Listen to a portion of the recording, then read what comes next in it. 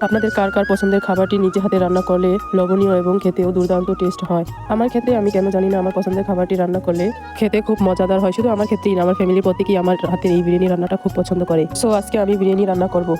বিরিয়ানি রান্না করার জন্য এখানে আমি 1 কেজি খাসির গোশত নিয়েছি। গোশতগুলো ভালো করে ধুয়ে নিয়েছি। এখানে আমি গোশতগুলো আগে থেকে মেরিনেট করে রাখবো। গোশতগুলো আগে থেকে মেরিনেট করে রাখার কারণ হচ্ছে গোশতগুলো দ্রুত সেদ্ধ হয়ে যায় এবং মশলাগুলো গোশতের মধ্যে ভালো করে ঢুকে গোশতগুলো খেতে সফট এবং সুস্বাদু হয়। গোশতগুলো মেরিনেট করার জন্য আগে থেকে সব ধরনের মশলা আমি রেডি করে রেখেছি। যেহেতু এখানে 1 কিলো খাসির গোশত, এর মধ্যে আমি পরিমাণ মতো সব ধরনের মশলা দিয়ে দিব। প্রথমেই আমি দিয়ে দিচ্ছি আদা বাটা, পরিমাণ মতো জিরে বাটা এবং রসুন বাটাও দিয়ে দিয়েছি। এখানে আমি সবকিছু 1.5 চামচ করে দিয়েছি। দেন দিয়ে দিব বিরিয়ানির মশলা। এখানে আমি সামান্য একটু দিয়েছি। পরিমাণ মতো লবণ দিয়ে দিব। এখানে আমি 3 ধরনের বাদাম এবং নারিকেল ব্লেন্ড করে নিয়েছি, তা পরিমাণ মতো দিয়ে দিব। এখানে আমি কাজু বাদাম, কাঠবাদাম এবং চীনা বাদাম নিয়েছি। টক দই আমি নিজেই বানিয়ে নিয়েছি গরুর দুধ এবং লেবু দিয়ে। পরিমাণ মতো দিয়ে দিব। মশলাগুলোর সাথে গোশতগুলো ভালো করে মেরিনেট করে নিব। ভালো করে মাখিয়ে আমি 2 ঘন্টার জন্য রেস্টে রেখে দিব।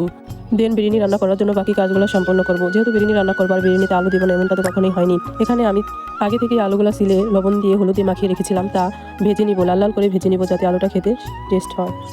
আলুগুলো ভাজা হয়ে গেলে একটা পাত্রে উঠিয়ে রাখবো। দেন মেরিনেট করা গোশতগুলো আমি এখন ভুনা ভুনা করে নিব। তার জন্য কড়াইতে পরিমাণ মতো পেঁয়াজ কুচি এবং মরিচ কুচি দিয়ে ভেজে নেব। ভাজা হয়ে গেলে আমি সব ধরনের মশলা এখানে অ্যাড করব। মশলাগুলো ভালো করে ভেজে কষিয়ে নিব।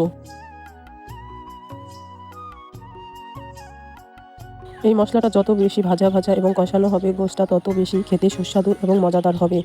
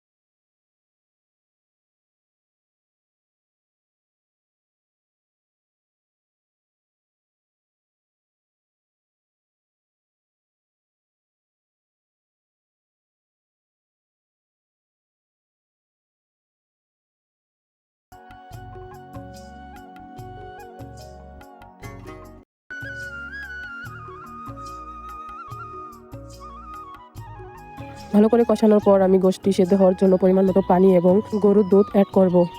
গোশতটা এখানে 50% সেদ্ধ করব। দেন একটা পাত্রে উঠিয়ে রাখবো।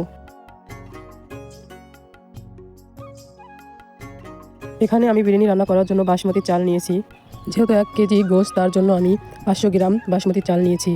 চালগুলো আমি আগে থেকেই ভালো করে ধুয়ে ঝরা দিয়ে রেখেছিলাম। চালটা কষানোর জন্য এখানে আমি একটা কড়াইতে তেল দিয়ে পরিমাণ মতো পেঁয়াজ কুচি এবং আদা বাটা, বাদাম বাটা, পরিমাণ মতো লবণ এবং সামান্য গুঁড়া মশলা দিয়ে চালগুলো ভালো করে ভেজে নিব। আমি যখনই বিরিয়ানি রান্না করি না কেন, আমি আলাদা আলাদা গোশত রান্না করি এবং চালটাও আলাদা আলাদা ভেজে নিই। আপনারা চাইলে গোশের মধ্যেই চালগুলো দিয়ে রান্না করে নিতে পারেন। আমি আগে চালটা ভেজে তারপরে রান্না করা গোশের মধ্যে দিয়ে পরিমাণ মতো পানি দিয়ে সেদ্ধ করে নিই। রান্না করা গোশগুলোর সাথে ভাজা চালগুলো ভালো করে মিশিয়ে পরিমাণ মতো পানি দিয়ে চাল আর গোশগুলো সেদ্ধ করে নেব।